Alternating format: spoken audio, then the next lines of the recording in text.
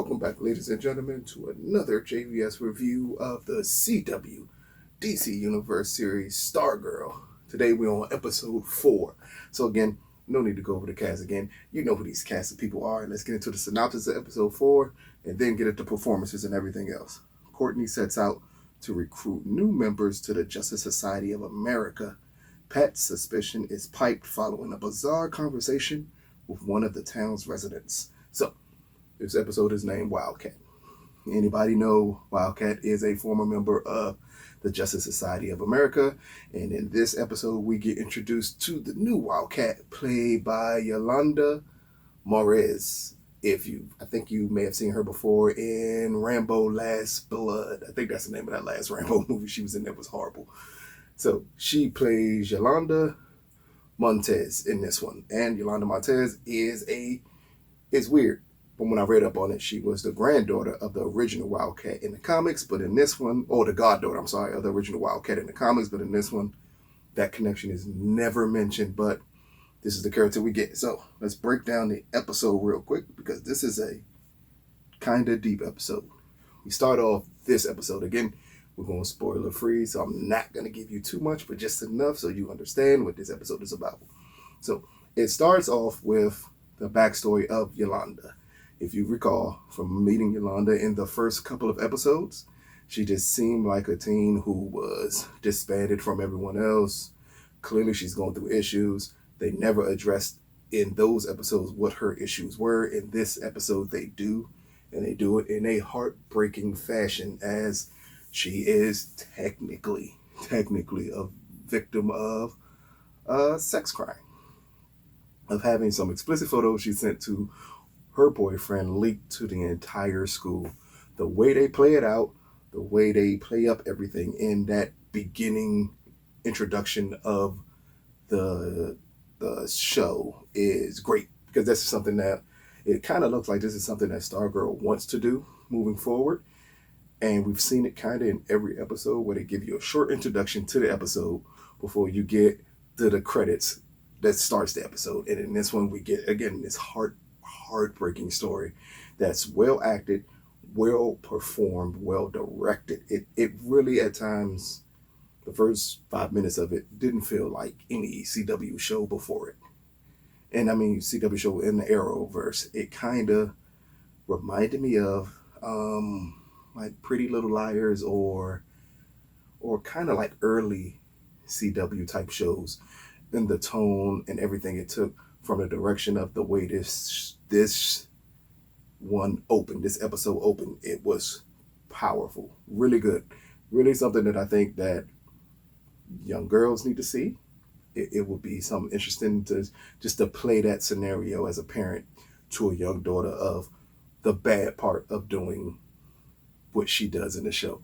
And I think it really works well, and it's a great introduction to this amazing character. So after we get to that, we get Courtney still down, still upset about the death that happened last week, and about her still wanting to find team members. We see her hold the Green Lantern up, and I think that could be foreshadowing to the show Green Lantern that we know is coming to DCU. I'm not sure if it is going to be part of the Arrowverse. It's rumored that it's part of the Arrowverse. If it is, this is a great way to introduce it. Or maybe we're just going to get a Green Lantern on this show, which is still possible because it's part of the Justice Society of America. So, again, it's just regular Courtney. She's still mad. She still wants to recruit a team. And she's set her sights out on Yolanda as not only being a victim, but she sees Yolanda train, which makes her think she's training, she's boxing. Like, what better teammate to get? After that introduction, we get an introduction to another member of the Injustice Society of America, which is the Dragon King. Now, I know nothing about this character at all. I have the slice idea about this character at all. He just looked like a serpent in a mask, but supposedly he is going to be a big part of this series. When you see him and Isis meet for the first time, it's clear that Isis has a little fear of Dragon King. And it's not said what it is, but just his interaction with him. You could tell that the fear is there. And the Dragon King constantly brings up in a very short scene about him working on his daughter.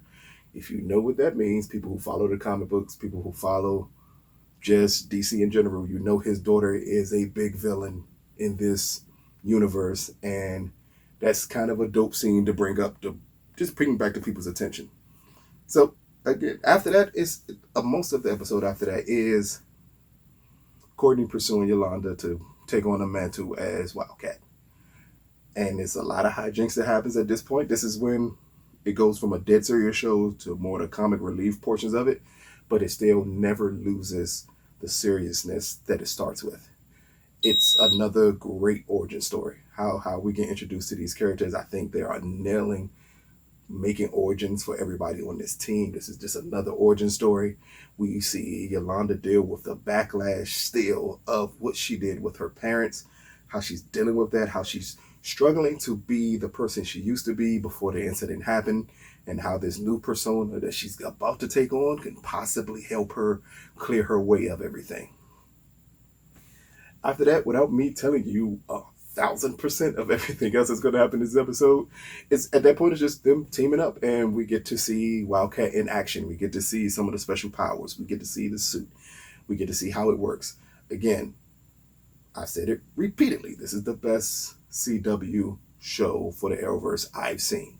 And at this point, it's clearly because the increased budget with DCU that they're able to pull off these costumes. Again, some of the CGI is a little shaky in this episode, but that is to be expected when you get two characters like a Wildcat that requires a lot more CGI than Stargirl does. So it gets a little wonky at times, but it's fine. It's a television show, not a movie. Can't expect everything to be great, but it works. I think this is a great continuance of the storyline. We get introduced to a lot of other characters. We get introduced later on to another villain of the Injustice Society of America. I'm not going to say who that is because it was a nice reveal without revealing too much, especially to the heroes who didn't know exactly what was going on. So it's a nice reveal of another villain. And then we get the quest for Pat. That's the last part I'll touch on this one is clearly Pat is still looking for the Injustice Society of America. And we get the Wizard's wife, who unfortunately after the last episode lost her husband and lost her son. You see, at this point she wants to leave the town. She can't stand this town. And Pat is trying to piece it together as he sees magic equipment in her car as she's about to leave the town. And he's trying to piece it together of who her husband actually was. He's still not there yet, but a big reveal happens at the end of it for him, in an episode for him, that I think is going to bring things into fruition moving forward. I think Luke Wilson is finally settling in this role as Pat. The first episode was shaky. The second episode was The third episode, he seemed to be more comfortable. By this episode, I think he has this character down. And that's the key with this cast in general, is most of the actors have the characters down.